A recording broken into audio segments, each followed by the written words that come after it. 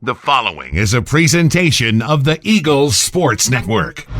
Alongside Carson-Newman women's basketball coach Mike Mincey, I'm Michael Watching, and this is SeeingEagles.com. The Lady Eagles are picked 5th in the South Atlantic Conference preseason coaches poll with 3 first-place votes. And, Coach, a lot of first-place votes, a lot of high expectations, I know, in your camp. What do you think of a 5th-place spot from the preseason coaches poll?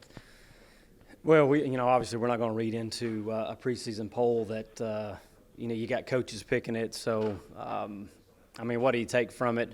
Obviously, if we'd have been picked 1, we'd be like, well, we think we're pretty good. We already think that we're pretty good. We returned a lot of players from last year that had some success and went to the NCAA tournament. So, for us, it's kind of motivation, honestly. You got 3 coaches that think we're obviously pretty good, and then you got some coaches that think we're somewhere in the middle. And apparently there's probably 1 or 2 coaches in the league that for some reason think we're not very good at all. And so even though I told our players it would be nice to know who those coaches are because those would be fun games, but I can guarantee you one thing, we're not down at the bottom of our conference. We're definitely one of the top half teams of our conference for sure, and we expect a big year.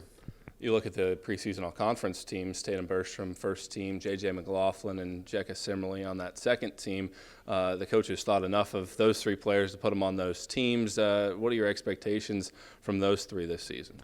Well, obviously, Tatum being a senior, she's 30 or 31, 32 away from breaking the all-time three-point made record at Carson-Newman, and I'm sure she's going to do that. And so she's been playing really well in the preseason. Jekka had a great year as a freshman and was, I guess, second in the running, the freshman player of the year to a great player in Rogers at Catawba. And she's been having a great camp. We're still getting JJ back in the fold after her ACL injury. And, we're playing pretty good right now and still haven't really gotten JJ back. And so that's only going to make us that much stronger when JJ comes back. But that's also another one that we talked about as a team that, the coaches feel like we have 3, or not the coaches, I guess that was media, think that we have 3 players that are good enough to be in that top 12 or so, but yet we're picked 5th. So, what does that say about the other people on our team? Maybe they don't think you're as good as you're supposed to be. So it's just another motivation for us to go out and prove people wrong. At the same edge of the sword, there are a lot of the top players that are gone. Camille Glimpf is gone from the league. Haley Lapeo is gone from the league, 2 players that were on that first team list last season. When you look at the league as a whole, where would you see it in comparison to last year in terms of the fact that you had 5 teams in the Southeast region last year? It's just hard to say. I know that some teams did take some hits from graduation and transfers, whatever. So you never know what they're bringing in. Are they bringing in some transfers? Are they bringing in some super-duper freshmen? We never know. I do know this. I have a lot of confidence in the coaches in our league, and there's some good coaches, and so I know they're going to go out and recruit good players. And so our conference is going to be probably just as strong. Will it be as strong as it was last year in terms of getting 5 in? That's kind of hard to duplicate again, but we'll see. It's going to be a tough league for sure, and just some teams in particular. I know like Anderson returns a lot of players, Catawba returns a lot, but Wing gets picked up there at number 2, and they lost a lot of people. So some of the people down that way know something about recruiting and what they brought in to be able to pick them that high. We talked about it a little during the schedule interview that we had, how your schedule stacks up non-conference to start the year, and then obviously those teams that made the NCAA tournament last year. When you look at last season, you were 11-0 to start the season, but then obviously injuries plagued you.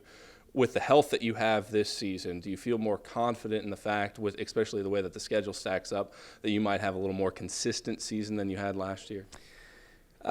Yes. And that's something that we talk about. Once again, we're in a situation this year with our roster that we feel like there's 2 things that can derail us really, and that's injuries and potentially bad chemistry in the locker room. And the chemistry right now is really good, and it usually is to start the year. It's just a matter of once we get our rotation down, is everybody going to play their role like they should? But I think honestly last year, if we hadn't had the 2 ACLs to not only our starting point guard but to our backup point guard, amongst the other things that took place with Whitney and Hodge, that we would have had a better finish than 1911, and I think we're setting ourselves up for another year this year to where I have a lot of confidence in our kids. We have a really good team, and there's just going to be games where I know I'm going to go out there and I'm going to have better players than who we're playing. Not always the case, but I think it's going to be the case more times than not. And, they're really hungry. Last year they got a taste of the NCAA tournament, and I know that they really want to get back there and do it again. And the seniors have really been big leaders because they know this is their last rodeo, and if we don't get it done this year, then they'll never have an opportunity to do it.